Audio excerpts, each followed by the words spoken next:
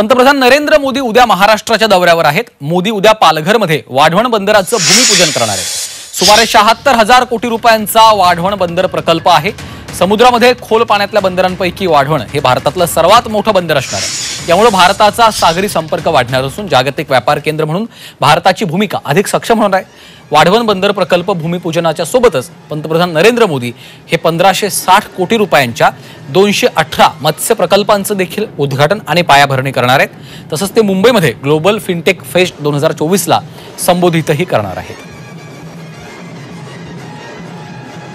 दरम्यान वाढवण बंदराची वैशिष्ट्य काय आहे ते जाणून घेऊयात ग्राफिक्सच्या माध्यमातून।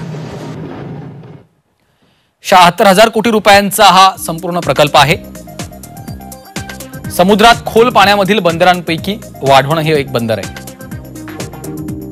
भारतातील सर्वात मोठं बंदर अशी त्याची ओळख आहे। भारताचा सागरी संपर्क या माध्यमातून वाढणार आहे आणि जागतिक व्यापार केंद्र रूपामध्ये भारत अधिक सक्षम होणार आहे।